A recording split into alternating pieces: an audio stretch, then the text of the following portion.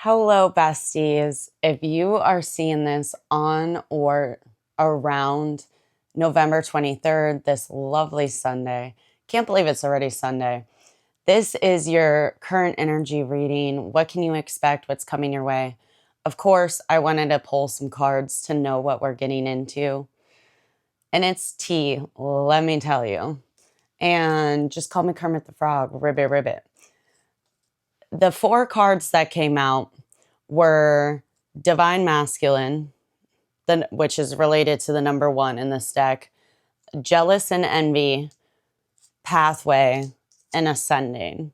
So the message I'm getting overall is someone that is attached to the Divine Masculine, whether that's a friend, a family member, an ex-lover, we'll get into it, is not really happy that they're doing this healing work, that they are really working on themselves and trying to become a better person, whether that is for them. I don't necessarily want to say it's for you 110%. I think you mirrored to them what they do in their life, how they treat their family members, their friends, their romantic partners.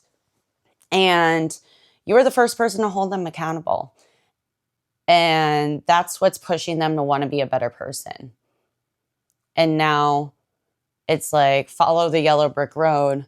Everything leads back to you, right? They might even be cutting off this said person. We're going to dive into more details on who is jealous, who's not happy about this, because I really do think it was a toxic connection. I'm leaning towards, for most of you, it's romantic, because we have the poverty at the bottom of the deck. So they're being left out in the cold. Who is this jealous, envious person? Okay. Of course it is. We have the karmic feminine and awakening coming out. Yeah, it's because the divine masculine had an epiphany tied to this karmic femme. I'm leaning towards either it's like the mother of their children, they possibly were married and divorced, engaged, lived together. There's some sort of energy where this has happened for years and they knew how to manipulate this person and keep this person stuck on them. And I think this divine masculine energy, your person went ahead and kind of always compared you and everyone else to this person. But it's like the memory before whatever pivoted their relationship and why they're not together, right? That could be cheating, that could be career, distance, who knows, right? But now it's almost like this divine masculine realized, oh, no, I was kind of, I don't want to say it's the perfect example, like manipulated, gaslit into thinking, oh, I'm the problem.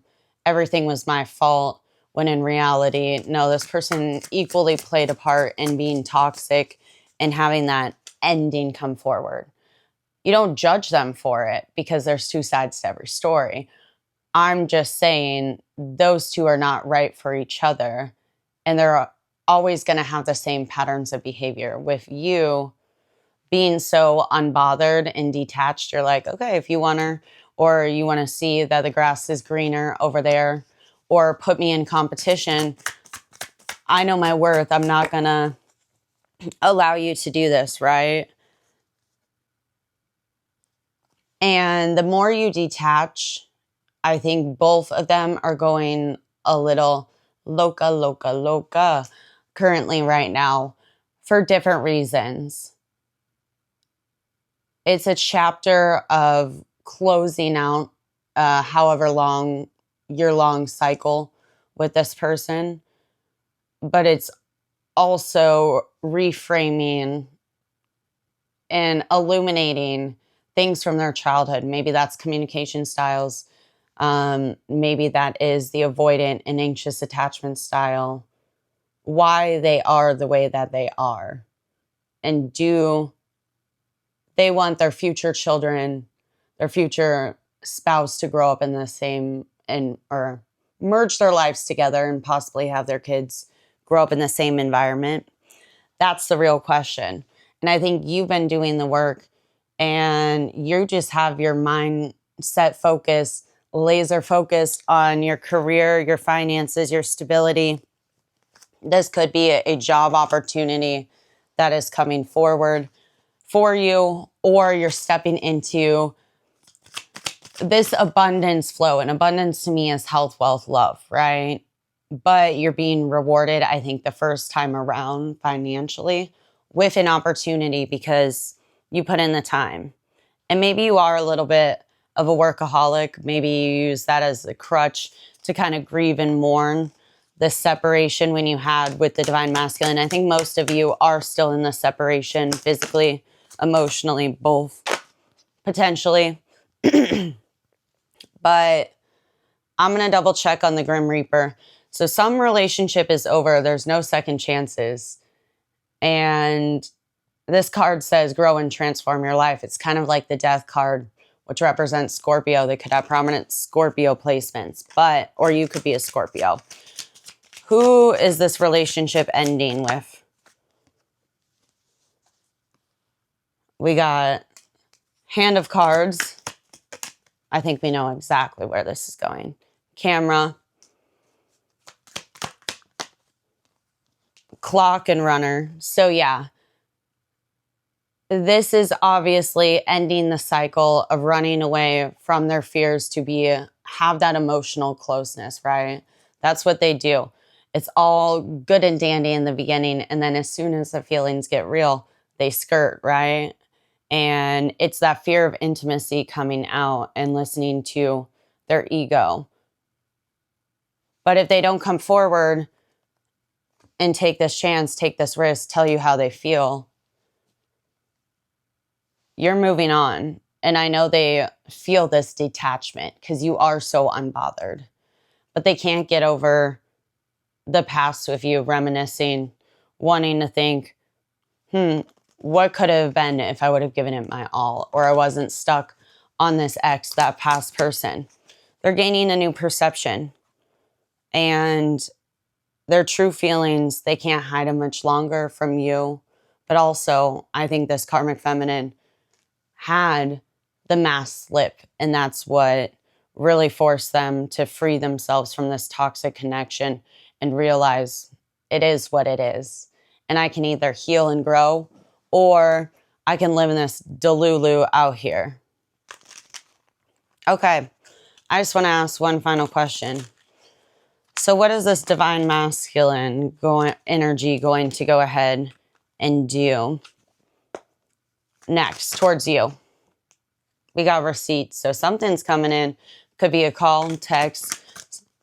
Something is going to trigger a sign of synchronicity. They might post something on a story during Sagittarius season, which we are literally in right now.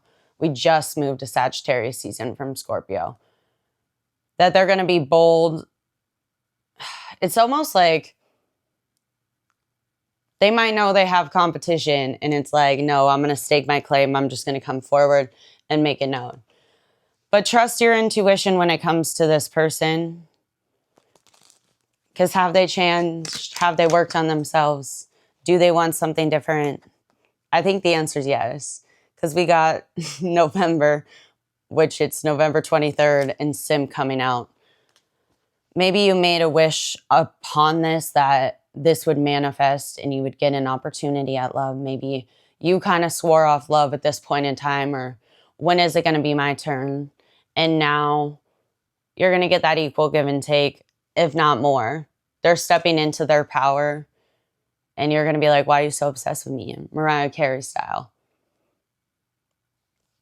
Just know, 1 week best friend wish is at the bottom of the deck. Your confirmation is going to be 333, splitting the deck. I keep getting this message. Hits a little too close to home. Not going to lie. I love when I read my life. But we have May. So this might have happened in May. A situation is returning from May. which also has the 5-5 portal, which talks about change, right? But within a week, if they haven't confided in a best friend to help them execute 10-10, the 10 in the tarot as the Wheel of Fortune, to help them close out this cycle, begin a new one, take this risk, you know, they're going to. But I think that's already been complete, and the action, the game plan is in motion. It's giving surprise. It's giving, I need to do something grand to knock out anyone else around, but also let you know my intentions are pure. I want to build on something. It's not just a hookup, you know? We have the wish. So you're a lucky bitch and everything works out in your favor. You release this to divine timing. And if you were like, if I let something go and it comes back to me, it was meant to be. But you got this. 333 energy. And Sky Daddy, your angels are around you, sending you love, guidance, and support. That'll be your confirmation. We just hit 11:11 on the timer. So confirmation if you're dealing with Pisces or you are a Pisces. But I think there really is this energy of just really dreaming of the future, being optimistic, and really having to tap into that intuition. Pisces is one of the most intuitive signs. One final card. Prosperity. Yeah, Taurus is at the bottom of the deck. Looks like I'm getting some money. Hopefully you're going to get some money too. The stars are aligned. If you see 222, you might get an opportunity, a promotion, a business, a side hustle, something you started that maybe you've put on the back burner. You're releasing that scarce lack mindset, and now you're standing in your power. And yeah, trust that the universe, that they will balance the scales. You are abundant, and you just get paid to exist. If you'd like to book a private reading, me, link is in the bio or the description if you're watching this on YouTube or TikTok, to my Shopify. I will never reach out first, and I'd love to get you some details, bestie. But the scales are going to be balanced. I love you, and I'll catch you in the next one. Bye.